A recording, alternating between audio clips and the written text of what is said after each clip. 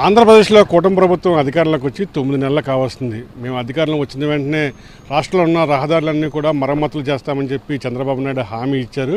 సంక్రాంతి కల్లా రోడ్లన్నీ కూడా మెయింటెనెన్స్ వర్క్స్ పూర్తి చేస్తామని చెప్పి కూడా నిధులు విడుదల చేశారు. అయితే క్షేత్రస్థాయిలో చూసినట్లయితే మాత్రం కేవలం ఏదైతే రాష్ట్ర రహదారులు పట్టణాలు అనుకుని ఉన్నాయో వాటి దగ్గర మాత్రమే మెయింటెనెన్స్ వర్క్ చేశారు. గ్రామీణ ప్రాంతాలకు సంబంధించి చూసినట్లయితే రోడ్లు ఇప్పటికి కూడా చాలా అధ్వానంగా ఉన్నాయి.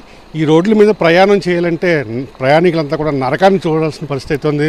ప్రస్తుతం నేను జగ్గంపేట నియోజకవర్గంలో గోనాడ రామవరం రహదారి దగ్గర ఉన్నాను. ఇక్కడ చూసినట్లయితే 9 నెలలుగా ఈ రోడ్డు మీద ప్రయాణం చేస్తున్న వాహనదారులంతా కూడా నరకాన్ని చవి చూస్తున్నారు. ప్రస్తుతం కొంతమంది మనతో ఉన్నారు, మాట్లాడే ప్రయత్నం చేద్దాం. చెప్పండి, ఈ రోడ్డు ఎట్లా ఉంది? ప్రభుత్వం మేము అధికారంలోకి వస్తే రోడ్లు వేస్తూ ఉన్నారు, మరి వేసారా?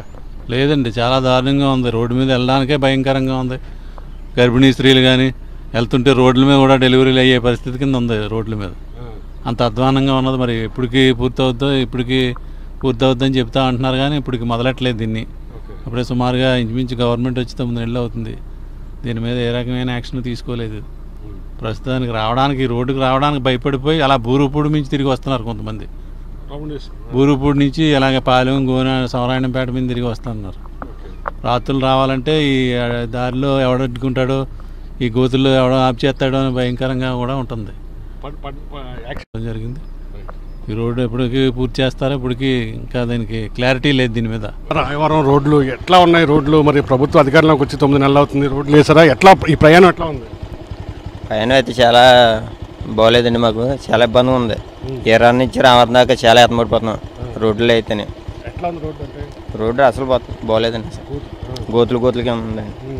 మరి రన్నింగ్ అయితే చాలా ఇబ్బంది పడుతుంది. లేడీస్ అయితే ఆటోల్లో అయితే చాలా ఇబ్బంది పడిపోతున్నారు. నేను ఆటో కూడా తోలుతున్నాను, అందులో ఆటోలు వెనకాల కూర్చొని చాలా ఇబ్బందిగా పడతా చెప్పుకుంటున్నారు. వరం రోడ్ ఏమో అన్ని గోతులండి, అన్ని గోతులు ఉందండి, ఇబ్బంది ఉందండి. యాక్సిడెంట్ అయితే ఒక మాదిరి నేను కటింగ్ అవుతుందండి. చాలా ఇబ్బంది పడుతున్నారండి గోతులు. రైతు రావాలి, మనం తొక్కుని వచ్చి బండి వెళ్ళండి బాగా, అది రన్నింగ్ ఎక్కువ. ఈ రోడ్డు అండి, ఈ రోడ్డు ఈ మధ్యలోకే పాడైపోయిందండి. ఇప్పుడు ఇంతకుముందు చాలా బాగుండేది రోడ్డు, చాలా బాగుండేది రోడ్డు. ఈ మధ్యలో పాడైపోయింది. పాడు చేసి వదిలేసారు. ఇంకా అలాగా ఆటోల మీద ఎలా మానేసారు కదండి, అలా బూర్పుల నుంచి వస్తున్నారు.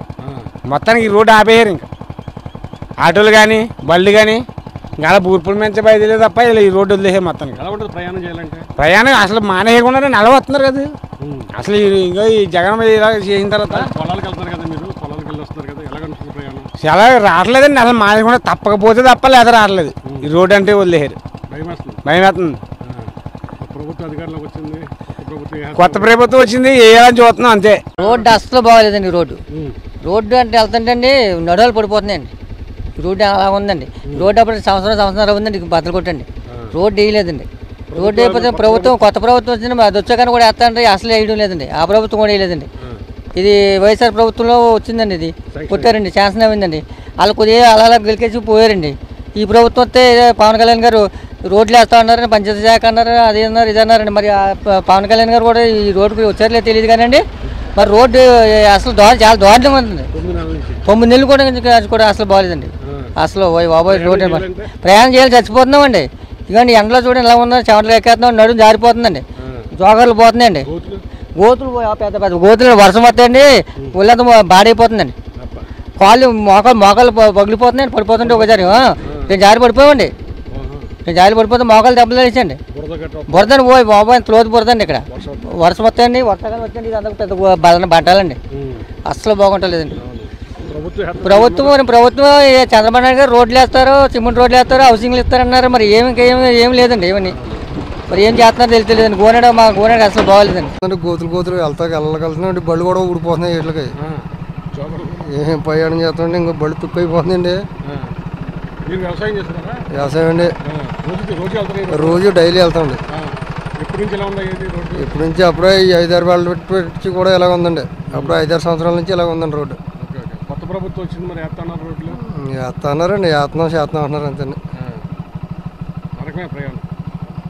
నరకం అండి, నరకంగా అవుతాయి సార్. ఇక్కడ నుంచి రాజపాలెం దాకా కూడా అంతే అండి. అంటే గోతుల్లా ఉంటుందా? ఇంక ఇలాగే ఉంటుందండి. వర్షం వస్తే వర్షం వస్తే ఇంకా వాటర్లోంచి గొయ్య కాపాడదండి, రోడ్డు కాపాడదాం. ఇంక పడితే గోతులో పడతాం, లేకపోతే పైన పడతామండి, అంతే సార్. చాలా ఇబ్బంది వచ్చేస్తుందండి, నడుము నొప్పి వచ్చేస్తుందండి బాగా. చాలా ఏములోకం కిందండి. ఎప్పుడు వస్తారండి మరి రోడ్డు ఇది పోయట్లేదండి. అయ్యి బాబోయ్, మరి ఎలాగండి బాబు? వర్షం వస్తే ఎలా ఉంటుంది? వర్షం వస్తే చెరిపోయింది, బళ్ళు ఆగిపోతున్నాయండి. బళ్ళు ఆగిపోతున్నాయి మామూలుగా. ఈ ప్రభుత్వ అధికారులు రాకుండా రోడ్లు వేస్తా ఉన్నారు, మరి మీ రోడ్డు వేయలేదా? వేయలేదండి, వేస్తామన్నారండి. మరి వేస్తున్నాం అన్నారు, మరి వేయట్లేదండి. అయితే ఇప్పుడు చాలా ఇబ్బంది వచ్చేస్తుందండి. నడుము నొప్పులు వచ్చేస్తున్నాయండి, నడుము నొప్పి వచ్చేస్తున్నాయి జనాలకి. బాగా ఇబ్బంది పడిపోతున్నారు జనం అయితే. ఇది మనం చూస్తున్నాము, ప్రయాణికులంతా కూడా చాలా భయపడుతూ ఈ గోనాడ రాయవరం రోడ్డు మీద ప్రయాణాలు చేస్తున్న పరిస్థితి ఉంది. కూటమి ప్రభుత్వం అధికారంలో వచ్చినప్పుడు కూడా ఇంతవరకు రోడ్లు వేయలేదని చెప్పి గ్రామీణ స్థాయిలో ఉన్నటువంటి ప్రజలే కాదు రైతులు చెప్తున్న పరిస్థితి ఉంది. ఎందుకంటే ప్రతిరోజు కూడా వ్యవసాయ పనుల కోసం అని చెప్పి, లేదంటే పట్టణాల్లో ఉపాధి కోసం అని చెప్పి ఈ గ్రామీణ ప్రాంతాల నుంచి పెద్ద ఎత్తున ప్రజలు అంతా కూడా రోజు ప్రయాణాలు చేస్తుంటారు. అయితే ఏదైతే గోనాడ రావరం రోడ్డు ఉందో ఇదంతా కూడా పూర్తిగా పాడైపోవడంతో వీరంతా కూడా ఇది కలకత్తా చెన్నై రహదారి మీద నుంచి ఇతర ప్రాంతాలకు ప్రయాణం చేస్తున్న పరిస్థితి కనిపిస్తుంది.